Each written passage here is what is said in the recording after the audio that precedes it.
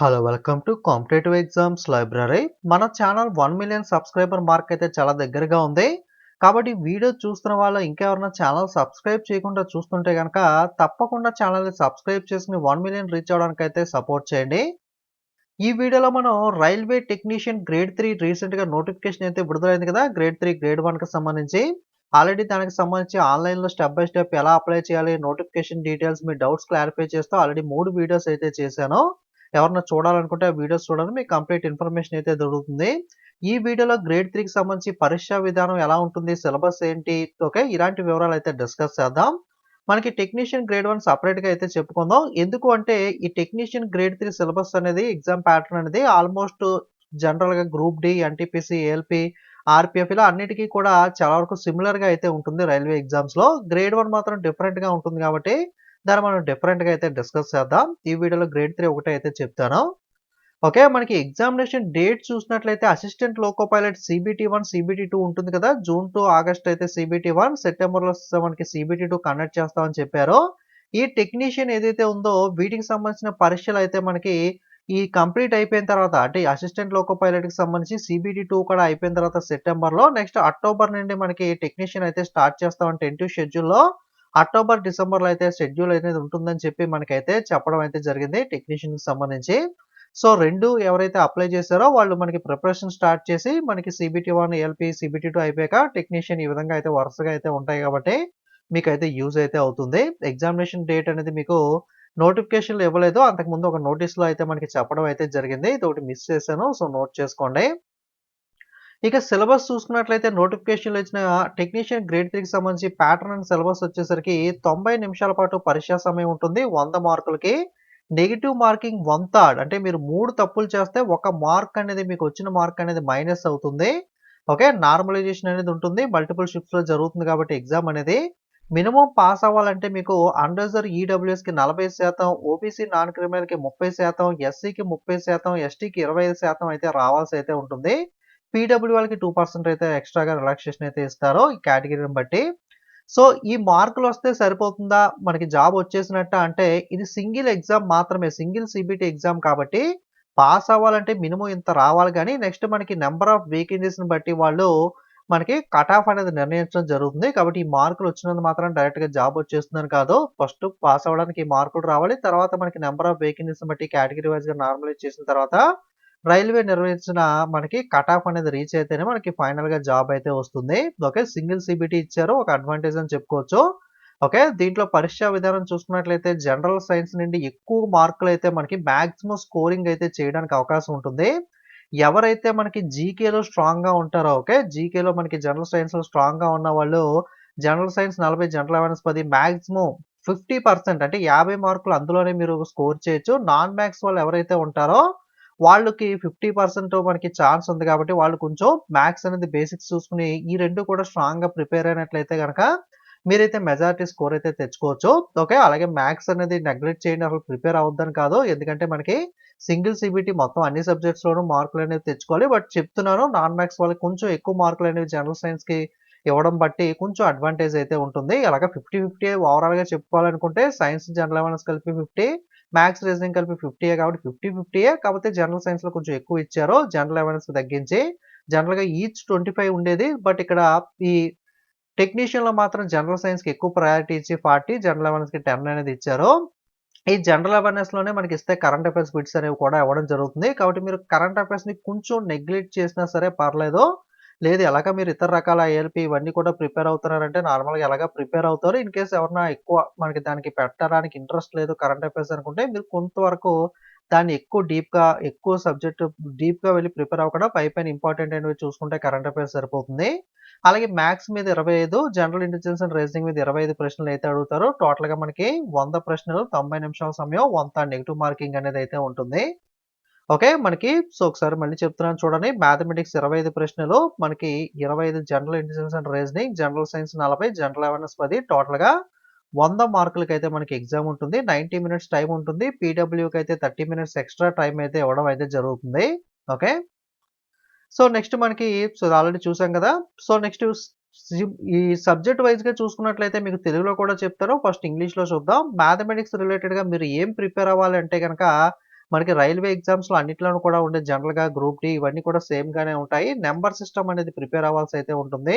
Okay. Number system సంఖ్యా వ్యవస్థ రిలేటెడ్‌గా బాడ్మాస్ రూల్ బేస్ చేసుకొని సింప్లిఫికేషన్స్ అనేవైతే ఉంటాయి. అంటే సింప్లిఫికేషన్ సాల్వ్ చేసే ముందు bracket, half, divisible, multiplication, addition, subtraction ఈ ఆర్డర్‌లో మనం సాల్వ్ చేయాలి కదా! ఈ బాడ్మాస్ రూల్ బేస్ చేసుకొని సింప్లిఫికేషన్స్ ఎలా సాల్వ్ చేయాలి? అలాగే మనకి డెసిమల్స్ అనేవి చూసుకున్నట్లయితే డెసిమల్స్ గాని, ఫ్రాక్షన్స్ గాని, భిన్నాలు, కాసాగు, గసాబా, LCM, HCF, ratio and proportion, percentages, శాతాలు, మెన్సురేషన్, క్షేత్రగణితం, time and work, time and distance, simple compound interest, profit and loss, algebra, geometry, trigonometry and elementary strategies. అంటే పైన చూసిందంతా కూడా అర్థమెటిక్ పార్ట్‌లోకొస్తే, ఈ పార్ట్ మొత్తం కూడా మనకి ప్యూర్ మ్యాథ్స్ కిందకైతే రావడం జరుగుతుంది. ప్యూర్ మ్యాథ్స్‌లో మనకి algebra, geometry, trigonometry, elementary statistics చూసుకోవాలి. అలాగే స్క్వేర్ రూట్స్, వర్గాలు, age, calculation, calendar, clocks, pipes, questions etcetera. Okay. Etcetera అంటే ఏదైనా చాప్టర్ ఇందులో మెన్షన్ చేయలేదు కూడా క్వెషన్ అడగొచ్చు. మీరు ఏంటి సిలబస్‌లో ఇవ్వాలంటే ఎక్సెట్రా అని ఇచ్చాం కదా! అందులో వచ్చిందని చెప్తాడు. కాబట్టి బేసిక్స్ అన్నీ కూడా మిస్ అవ్వకుండా అయితే ప్రిపేర్ అవ్వండి. మ్యాథమెటిక్స్ సబ్జెక్ట్ ప్రిపేర్ అవ్వడానికి మీకు ఆర్ఎస్ అగర్వాల్ మనకి అర్థమెటిక్ రీత్యా ఆర్ఎస్ అగర్వాల్ బుక్ బావుంటుంది. తెలుగు మీడియం, ఇంగ్లీష్ మీడియం 2 మీడియంస్‌లోనూ కూడా ఆర్ఎస్ అగర్వాల్ అయితే అందుబాటులో ఉంటుంది. ఇక ప్యూర్ మ్యాథ్స్‌కొచ్చేసరికి కిరణ్ మనకి mathematics, Kiran elementary mathematics book అయితే ఉంటుంది. కిరణ్ ఎలిమెంటరీ మ్యాథమెటిక్స్ తీసుకున్నట్లయితే దాన్ని గనక మీరు బేసిక్ లెవెల్ చేసుకుంటే సరిపోతుంది. ఇంటర్మీడియేట్ 10+2 కాబట్టి. సో, ఇన్ కేస్ మీరు ఎస్ఎస్‌సి కూడా ప్రిపేర్ అవుతున్నారు. ఎస్ఎస్‌సి లెవెల్‌లో ప్రిపేర్ అవ్వాలంటే గనక మాత్రం ఆ కిరణ్ ఎలిమెంటరీ మ్యాథమెటిక్స్ బుక్ అయితే మొత్తం కంప్లీట్‌గా డీప్‌గా ప్రతీది కూడా చేయాల్సయితే ఉంటుంది. బట్ ఇది 10+2 కాబట్టి కొంచెం మరీ డీప్‌గా పోకుండా దాంట్లో లెవెల్ 1 సమ్స్ అయితే మనం ప్రిపేర్ అయినట్లయితే ఆల్జీబ్రా, జామెట్రీ, ట్రిగ్నోమెట్రీ, ఎలిమెంటరీ స్టాటిస్టిక్స్‌కి అయితే సరిపోతుంది. Okay. Next general intelligence and reasoning వచ్చేసరికి analogy, alphabet and number series, coding, decoding, mathematical operation, relationship, syllogism, jumbling, venn diagrams, data interpretation, sufficiency, conclusion and decision making, similarity and differences, analytical reasoning, classification, direction, statement and arguments and assumption రిలేటెడ్‌గా రీజనింగ్‌లో ప్రశ్నలు అడుగుతారు. ఇక్కడ మీరు syllabus చూసినట్లయితే కొంచెం టఫ్‌గా ఉన్నట్టుగా అనిపిస్తుంది గానీ, రీజనింగ్ చాలా వరకు మోస్ట్‌లీ మనకి అన్నిట్లోనూ ఈజీగా ఉండే సబ్జెక్ట్ రీజనింగ్ అని చెప్పుకోవచ్చు. మ్యాథ్స్ వాళ్ళకి మనకి స్కోరింగ్ అని చెప్పుకోవచ్చు. చాలా వరకు కూడా మాక్సిమం 25కి 25 చేసేవాళ్ళు చాలా మంది ఉంటారు. ఈజీగా 20 మార్క్స్ అన్నా అట్‌లీస్ట్ మినిమమ్ మీకు స్కోరింగ్ అనేదైతే ఇందులో అయితే చేయొచ్చు.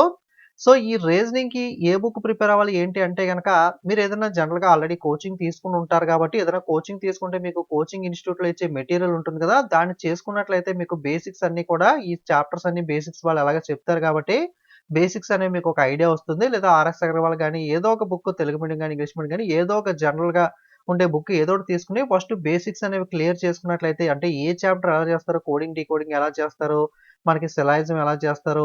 ఓకే. సో, ఏది ఎలా చేస్తారని బేసిక్ ఏదైతే ఉంటుందో దాన్ని నేర్చుకున్న తర్వాత వీలైనన్ని ఎక్కువ ప్రీవియస్ పేపర్స్ ఓకే. రైల్వే గాని, ఎస్ఎస్‌సి గాని చాలా వరకు ఎస్ఎస్‌సి కూడా సిమిలర్ గానే ఉంటుంది కాబట్టి ఎస్ఎస్‌సి, రైల్వే ఏది దొరికితే అది ప్రీవియస్ పేపర్స్ అనేవి ఎక్కువగా రైల్వే ప్రీవియస్ పేపర్సే ట్రై చేయండి. బట్ మీరు చేయాలనుకుంటే ఎస్ఎస్‌సి కూడా ప్రిపేర్ అవుతున్నారంటే ఎస్ఎస్‌సి కూడా మనకి Kiran Prakasam books previous papers దొరుకుతాయి. సాలిడ్ పేపర్స్ అనేవి. అలా ఏదో ఒకటి గాని లేదా రైల్వేకి సంబంధించి previous paper chapter wise books అనేవి దొరుకుతూ ఉంటాయి కిరణ్ ప్రకాషన్‌వి. సో, అవన్నా సరే ఏదో ఒక బుక్ తీసుకొని గాని లేదా ఆన్‌లైన్‌లో ప్రీవియస్ పేపర్ గ్యాదర్ చేసుకొని గాని ఏదో ఒక రకంగా మీరు నంబర్ ఆఫ్ ప్రీవియస్ పేపర్స్ గనక సాల్వ్ చేసినట్లయితే బేసిక్స్ నేర్చుకున్న రీజనింగ్ అనేది మాక్సిమం సరిపోతుంది మీకు. ఓకే. దీనికోసం మళ్ళీ స్పెషల్‌గా అయితే మీరేమి ఎక్కువ బుక్స్ కొనేసుకొని నంబర్ ఆఫ్ బుక్స్ ఇవన్నీ చేయాల్సిన అవసరం లేదు. జస్ట్ మీ కోచింగ్ బుక్ ఉంటే అది కోచింగ్ ఇన్‌స్టిట్యూట్ ఇచ్చింది గాని లేదా ఏదైనా ఒక బేసిక్ రీజనింగ్ బుక్ తీసుకొని రీజనింగ్‌లో ఉన్న బేసిక్స్‌ని క్లియర్ చేసి నంబర్ ఆఫ్ ప్రీవియస్ పేపర్ నువ్వు ఎన్ని దొరికితే అన్ని ప్రీవియస్ పేపర్‌ని సాల్వ్ చేయడానికైతే ట్రై చేయండి సరిపోతుంది. అర్థమెటిక్ అయితే ఆల్రెడీ చెప్పాను కదా! ఆర్ఎస్ అగర్వాల్ అలాగే కిరణ్ ప్రకాశన్ ఎలిమెంటరీ మ్యాథమెటిక్స్ అనేది ప్యూర్ మ్యాథ్స్‌కి. లేదు నేను ప్యూర్ నాన్ మ్యాథ్స్ స్టూడెంట్‌ని నాకసల ప్యూర్ మ్యాథ్స్ అనేది చాలా కష్టం. నేను నెగ్లెక్ట్ చేద్దాం అనుకుంటున్నానంటే గనక మీరు ఇవి వదిలేసి అర్థమెటిక్స్ ఏవైతే చాప్టర్స్ పైన ఉన్నాయో ఆర్ఎస్ అగర్వాల్‌లో బేసిక్ లెవెల్‌లో డీప్‌గా అవసరం లేదు. బేసిక్ లెవెల్‌లో ఈ సమ్స్ అన్నీ కూడా ఈ చాప్టర్స్ అన్నీ కూడా ప్రిపేర్ అయ్యి ఇవైతే మీరు నెగ్లెక్ట్ చేయాలనుకుంటే నాన్ మ్యాథ్స్ వన్ నెగ్లెక్ట్ చేయండి. బట్ కాంపిటేటివ్‌లో ఉన్నప్పుడు ఏది కూడా వదిలేయడం గాని, సో, ఇలాంటివైతే గనక చేసినట్లయితే జాబ్ రావడం అనేది కొంచెం కష్టమైతే అవుతుంది. సో, మీరు టెన్షన్ ఫ్రీగా సో, సింగిల్ సీబీటీ కాబట్టి ఉండాలనుకుంటే గనక ఏది నెగ్లెక్ట్ చేయకుండా ప్రతీదీ ప్రిపేర్ అయితేనే మంచిది. నెక్స్ట్ జనరల్ సైన్స్ వచ్చేసరికి మనకి ఫిజిక్స్, కెమిస్ట్రీ, లైఫ్ సైన్స్ 10థ్ స్టాండర్డ్ లెవెల్‌లో ప్రశ్నలైతే అడుగుతారో, ఫిజిక్స్‌లో మనకి అన్ని సబ్ చాప్టర్స్ ఉంటాయి కదా! అలాగే కెమిస్ట్రీ గాని, లైఫ్ సైన్స్ గాని ఓకే. సో, డీప్‌గా ప్రిపేర్ అవ్వాలి. మెయిన్‌గా ఎందుకు డీప్‌గా ప్రిపేర్ అవ్వాలంటే 40 మార్కులనేవి జనరల్ సైన్స్ నుండే మనకైతే రావడం జరుగుతుంది. దీంట్లో మనకి ఫిజిక్స్‌లో ఎస్ఐ యూనిట్లు గాని ప్రశ్నలు గాని, ఓకే. అలాగే ఫిజిక్స్‌లో మనకి న్యూటన్ లా గాని ఇలాంటి లాస్ రిలేటెడ్‌గా ప్రశ్నలు అడుగుతూ ఉంటాడు. ఓకే. అలాగే కెమిస్ట్రీలో కెమికల్ ఫార్ములాస్, పీరియాడిక్ టేబుల్, ఆవర్తన పట్టిక ఇలా మనకి ఇంకా చాలా ఉంటాయి. ఫర్ ఎగ్జాంపుల్ చెప్తున్నాను. అటువంటి టాపిక్స్ మీద అయితే ప్రశ్నలు అడుగుతూ ఉంటాడో కెమికల్ ఫార్ములాస్ గాని, ఓకే. నిత్య జీవితంలో ఉపయోగించే సైన్స్ రిలేటెడ్‌గా ఫార్ములాస్ గాని దాన్ని బేస్ చేసుకొని ఓకే. ఇటువంటివన్నీ కూడా డీప్‌గా మనం అయితే ప్రిపేర్ అవ్వాలి. అలాగే జనరల్ అవేర్‌నెస్ వచ్చేసరికి on current affairs in science and technology. Science and technology చూసుకున్నట్లయితే ఇస్రో ఏమన్నా రీసెంట్‌గా ఇన్వెన్షన్స్ చేసిందా? లేదా కొత్తగా ఏదన్నా మనకి సైన్స్ అండ్ టెక్నాలజీలో కొత్త ఆవిష్కరణలు ఏమన్నా జరిగాయా? వాటిని ఎవరు కనిపెట్టారు? ఎక్కడ కనిపెట్టారు? మన చుట్టుపక్కల ప్రపంచంలో ఏమన్నా కొత్త టెక్నాలజీస్ వచ్చాయా? అలాగే స్పోర్ట్స్ రిలేటెడ్‌గా కూడా చాలా ఇంపార్టెంట్ మనకి. స్పోర్ట్స్ అనేవి ఎక్కడెక్కడ జరుగుతున్నాయి? గతంలో ఎక్కడ జరిగాయి? ఎవరు గెలుచుకుంటున్నారు? ఆ స్పోర్ట్స్ రిలేటెడ్‌గా ఉన్న టర్మ్స్ ఏంటి? టెర్మినాలజీ ఏంటి? ఆ స్పోర్ట్స్‌లో మనకి ఉన్న ప్లేయర్స్ ఎవరు? ఇలా ఏదో ఒక రకంగా అడుగుతూ ఉంటాడు. అలాగే కల్చర్‌కి సంబంధించి పర్సనాలిటీస్, ఎకనామిక్స్, అలాగే పాలిటిక్స్ ఇలా అదర్ సబ్జెక్ట్ ఏదన్నా సరే మనకి అడిగే అవకాశం అయితే ఉంటుంది. కరెంట్ అఫైర్స్ కూడా ఇందులో మనకి అడుగుతాడు. సో, కరెంట్ అఫైర్స్ మీద ఏమన్నా అడగాలన్నా సరే దీంట్లోనే వస్తాయి. 10 మార్కులే కదా అని నెగ్లెక్ట్ చేయకండి. ఇవి కూడా మనం అన్నీ కూడా ఎందుకంటే ఏ ఒక్క మార్క్ అనేది కూడా చాలా చాలా ఇంపార్టెంట్ కాంపిటీటివ్ ఫీల్డ్‌లో కాబట్టి 10 మార్కులే కదా నేను ఇది వదిలేస్తాను అలా అని కాకుండా 4 సబ్జెక్ట్స్ మీద కూడా మీరు సేమ్ కాన్సంట్రేషన్ అయితే చేయండి. తెలుగులో ఒకసారి చెప్తాను చూడండి. మ్యాథమెటిక్స్‌లో నంబర్ సిస్టమ్ సంఖ్యా వ్యవస్థ రిలేటెడ్‌గా బాడ్మాస్ రూల్ బేస్ చేసుకొని, అలాగే దశాంశాలు, భిన్నాలు, కనిష్ట సామాన్య గుణిజం, కాసాగు, గాసాబా, గరిష్ట సామాన్య గుణిజం, నిష్పత్తి, అనుపాతం, శాతాలు ఈ చాప్టర్స్ అన్నీ కూడా బేసిక్‌గా ఫార్ములాస్ అనేవి కొన్ని ఉంటాయి కొన్ని కొన్ని చాప్టర్స్‌కి. ఆ ఫార్ములాస్ గాని, బేసిక్స్ లెవెల్‌లో ఉన్న సమ్స్‌ని గాని మీరు ఎట్టి పరిస్థితుల్లోనూ ఏ చాప్టర్ కూడా మిస్ అవ్వకుండా ప్రిపేర్ అవ్వండి. అలాగే మెంజురేషన్ క్షేత్రగణితంలో వైశాల్యము, ఘనపరిమాణము 2డీ, 3డీ 2 కూడా చూసుకోండి. ఎక్కువగా అయితే వైశాల్యం మనకి మాక్సిమం వైశాల్యం అడుగుతాడు. ఘనపరిమాణం అంత ఎక్కువ అడగకపోవచ్చు గానీ, బేసిక్స్ ఫార్ములాస్, బేసిక్ సమ్స్ అనేవి జస్ట్ ఒకసారి ఒక లుక్ అయితే వేయండి. 2డీ మాత్రం ఖచ్చితంగా మీరు కంప్లీట్ అయితే చేయాలి. కాలము పని, కాలము దూరము, సాధారణ లేదా బారోవడ్డీ, చక్రవడ్డీ అంటే సింపుల్ ఇంట్రెస్ట్, కాంపౌండ్ ఇంట్రెస్ట్, వడ్డీ లెక్కలు, లాభ నష్టాలు, వయస్సుల పైన సమస్యలు, ఏజెస్, గొట్టాలు, తొట్టెలు అలాగే క్యాలెండర్ మీద మాక్సిమం 1 ఆర్ 2 క్వెషన్స్ అయితే వచ్చే అవకాశం అయితే ఉంటుంది. ఏదైనా ఒక డేట్ ఇచ్చి ఈరోజు ఏమొస్తుంది లేదా మనకి క్యాలెండర్ రిలేటెడ్‌గా మనకి ఏదో ఒక రకంగా కూడా ప్రశ్నలైతే అడుగుతూ ఉంటాడు. అలాగే గడియారాలు రిలేటెడ్‌గా, క్లాక్స్ రిలేటెడ్‌గా కూడా అడుగుతూ ఉంటాడు. అలాగే ఆల్జీబ్రా, జామెట్రీ అంటే జ్యామితి, ట్రిగనామెట్రీ, త్రికోణమితి, ప్రాథమిక గణాంకాలు, ఎలిమెంటరీ స్టాటిస్టిక్స్ అంటే ఇవన్నీ కూడా ప్యూర్ మ్యాథ్స్ కిందకైతే వస్తాయి. సో, ఆల్రెడీ చెప్పుకున్నాం కదా! సో, నెక్స్ట్ సరాసరి, సగటు, రైలు పైన సమస్యలు, ప్రాబ్లమ్స్ ఆన్ ట్రైన్స్, పార్ట్నర్‌షిప్, భాగస్వామ్యం, పడవలో ప్రవాహాలు ఈ 4 కూడా మనకి సిలబస్‌లో మెన్షన్ చేయలేదు. బట్ అడగడు అని చెప్పడం. ఎందుకంటే ఈటీసీ ఎక్సెట్రా అని ఇచ్చాడు కాబట్టి అడగాలంటే అడగొచ్చు కాబట్టి ఎలాగా మొత్తం అన్ని ప్రిపేర్ అయ్యి 4 వదిలేయడం ఎందుకు? జస్ట్ ఇందులో బేసిక్ ఫార్ములాస్, బేసిక్ సమ్స్ అనేవి ఎలా చేయాలని చెప్పి ఒకసారి అయితే వీటిని కూడా ఒక లుక్ అయితే వేయండి. అలాగే జనరల్ ఇంటెలిజెన్స్ అండ్ రీజనింగ్ వచ్చేసరికి పోలిక పరీక్ష, భిన్న పరీక్ష, ఓకే. నాన్ వర్బల్ రిలేటెడ్‌గా కూడా బొమ్మలిచ్చి మనకి నాలుగిట్లో ఒక బొమ్మలిచ్చి నాలుగిట్లో ఏది డిఫరెంట్‌గా ఉంది. ఈ టైప్‌లో అయితే క్వెషన్స్ అడుగుతూ ఉంటాడు. అలాగే నంబర్ సీరీస్ కానీ, ఓకే. నంబర్ సీరీస్ అనేవి మీకు బాగా రావాలంటే number of previous questions solve చేయడం. అలాగే టేబుల్స్ కానీ, స్క్వేర్స్ కానీ, క్యూబ్స్ గానీ మీకు ఇవన్నీ కూడా బాగా వచ్చినట్లయితే గనక లాజిక్ అనేది త్వరగా మీరు నంబర్ సీరీస్‌లో ఐడెంటిఫై చేయగలుగుతారు. అలాగే number of previous questions solve చేస్తే మీకు లాజిక్స్ అనేవి తడుతూ ఉంటాయి ఫాస్ట్‌గా. Alphabet series okay. ఏ అంటే 1, బి అంటే 2 ఈ విధంగా నంబర్స్ అనేవి ఉంటాయి కదా! ఈ నంబర్స్ బేస్ చేసుకొని ఆల్ఫాబెట్ మీద అయితే కోడింగ్ ఇవ్వడం గాని, లేదా ఆల్ఫాబెట్ సిరీస్ ఇచ్చి దాని మీద ఫిఫ్త్‌లో ఉన్నది ఈ విధంగా కూడా అడిగే అవకాశం అయితే ఉంటుంది. అలాగే కోడింగ్ అండ్ డీకోడింగ్ ఓకే. ఏ అంటే 1, బి అంటే 2 మనకి జెడ్ అంటే 26 ఈ నంబరింగ్ ఉంటుంది కదా! దీన్ని బేస్ చేసుకొని మనకి కోడింగ్ మీద ప్రశ్నలు అడుగుతూ ఉంటాడు. అలాగే వెన్ చిత్రాలు, ఓకే. రక్త సంబంధాలు బ్లడ్ రిలేషన్, అలాగే మ్యాథమెటికల్ ఆపరేషన్స్ ఓకే. మనకి plus, divided by, into, minus ఉంటాయి కదా! వీటి బేస్ చేసుకొని మనకి సో, ప్లస్‌లో మైనస్ వస్తుంది. ప్లస్‌లో డివైడెడ్ బై వస్తాయి. ఈక్వేషన్ సాల్వ్ చేస్తే ఆన్సర్ ఎంతొస్తుంది? ఇలాంటి ప్రశ్నలు అడుగుతూ ఉంటాడు. అలాగే సిమిలారిటీ అండ్ డిఫరెన్సెస్ పోలికలు, భేదాలు, అనలిటికల్ రీజనింగ్, సిలాయిజం. సిలాయిజం అంటే all dogs are cats, some cats are dogs okay. Some dogs are not cats ఇలాంటివి అడుగుతూ ఉంటాడు. అలాగే జంబ్లింగ్, పజిల్స్ రిలేటెడ్‌గా, డేటా సఫిషియన్సీ, ప్రకటనలు, తీర్మానాలు, మనకి ప్రకటనలు, ప్రతిస్పందనలు, స్టేట్మెంట్స్ అనేవి ఇచ్చి ఆ స్టేట్మెంట్ కన్క్లూజన్ రిలేటెడ్‌గా స్టేట్మెంట్ 1 ట్రూవా, సెకండ్ ట్రూవా, 2 ట్రూవా, నైదర్ నార్ ట్రూవా ఇలా అయితే అడుగుతూ ఉంటాడు. మీరు ప్రీవియస్ పేపర్స్ కొన్ని సాల్వ్ చేస్తే మీకు ఐడియా వస్తుంది. అలాగే డెసిషన్ మేకింగ్, మ్యాప్స్ గాని, ఇంటర్ప్రిటేషన్ ఆఫ్ గ్రాఫ్స్ ఎక్సెట్రా రిలేటెడ్‌గా మనకి రీజనింగ్ నుండి అయితే ప్రశ్నలు అడగడం జరుగుతుంది. అలాగే జనరల్ సైన్స్‌లో మనకి భౌతిక శాస్త్రము, రసాయన శాస్త్రము, లైఫ్ సైన్స్ చూడడానికి చాలా సింపుల్‌గా మూడే ఉన్నట్టుగా ఉన్నాయి. 40 మార్కులు ఈజీగా వచ్చేస్తాయి అనుకోకండి. జనరల్ సైన్స్ గాని, జీకే అనేది గాని అన్‌లిమిటెడ్. మనం ఎంత చదివినా ఇంకా సబ్జెక్ట్ అనేది ఉండే ఉంటుంది. కాబట్టి కంప్లీట్‌గా మనం వీటిని మాత్రం నెగ్లెక్ట్ చేయకుండా డీప్‌గా ప్రతీదీ కూడా 40 మార్కులు దీని నుండి వస్తాయి కాబట్టి మనం ఎక్కువ ప్రిఫరెన్స్ అనేది ఇచ్చి ప్రిపేర్ అవ్వాల్సయితే ఉంటుంది. అలాగే జనరల్ అవేర్‌నెస్‌లో current affairs, science and technology, క్రీడలు, సంస్కృతి, ఆర్థిక శాస్త్రం, రాజ్యాంగం, పాలిటీ రిలేటెడ్‌గా ప్రశ్నలైతే అడుగుతారు. ఆర్టికల్స్ రిలేటెడ్ గాని, ఓకే. ఇటువంటివి ఎక్కువగా పాలిటీ నుండి అయితే ప్రశ్నలైతే వస్తూ ఉంటాయి. ఓకే. మీకు బుక్స్ వచ్చేసరికి జనరల్ సైన్స్‌కి సంబంధించి ఇంగ్లీష్ మీడియం వాళ్ళకైతే కళ్ళు మూసుకొని లూసెంట్ బుక్ అయితే మీరు డీప్‌గా ప్రిపేర్ అయితే మాక్సిమం అయితే అందులో నుండి అయితే వస్తూ ఉంటాయి. ఓకే. ఇంగ్లీష్ మీడియం వాళ్ళైతే మాక్సిమం లూసెంట్ బుక్ అయితే ప్రిఫర్ చేయండి. ఓకే. మీరు ఆన్‌లైన్‌లో కూడా నంబర్ ఆఫ్ మెటీరియల్ దొరుకుతుంది. జీకేకి గాని, అలాగే కరెంట్ అఫైర్స్‌కి కూడా మీకు మాక్సిమం ఆన్‌లైన్‌లో చాలా వరకు ఫ్రీ మెటీరియల్స్ దొరుకుతూ ఉంటాయి. సో, ఆన్‌లైన్‌లో మీరు చదువుకున్నా సరిపోతుంది కరెంట్ అఫైర్స్ అనేది. లేదా ఏదైనా మ్యాగజైన్ మీకు దొరికేది మీకు ఇంట్రెస్ట్ ఉన్నది ఏదైనా మ్యాగజైన్ మీకు అలవాటు పడిన మ్యాగజైన్ అనేది తీసుకొని లాస్ట్ 6 మంత్స్ కరెంట్ అఫైర్స్ అయితే ప్రిపేర్ అవ్వండి. 1 ఇయర్ పాటుగా ఇంపార్టెంట్ ఏవైతే ఉంటాయో లైక్ మనకి 6 మంత్స్ కరెంట్ అఫైర్స్ అయితే సరిపోతాయి కానీ 1 ఇయర్ బ్యాక్ అంటే లైక్ పద్మ అవార్డ్స్ కానీ, నోబెల్ అవార్డ్స్ కానీ ఇలాంటివి 1 ఇయర్ బ్యాక్ అయినా సరే కొంచెం అడిగే అవకాశం ఉంటుంది కాబట్టి అటువంటి ఇంపార్టెంట్ అయినవైతే మనం చూసుకోవాలి. తెలుగు మీడియం వాళ్ళకైతే ప్రాపర్‌గా బుక్స్ మంచివేవి ఉండవు గానీ, ఉన్న వాటిలో కొంచెం హైటెక్ విజయరహస్యం గాని, లేదా ఏదైనా స్టాండర్డ్ బుక్ గాని తీసుకొని ట్రై చేయండి. తెలుగు మీడియం వాళ్ళకైతే గనక. మనకి ఈ ఆర్ఎస్ అగర్వాల్ ఆల్రెడీ చెప్పాను కదా! Arithmetic RS Agarwal Telugu, English medium అవైలబుల్‌గా ఉంటుంది. ఇంగ్లీష్ మీడియంలో మనకి ప్యూర్ మ్యాథ్స్‌కైతే కిరణ్ ఎలిమెంటరీ మ్యాథమెటిక్స్ బుక్ అయితే ఉంటుంది.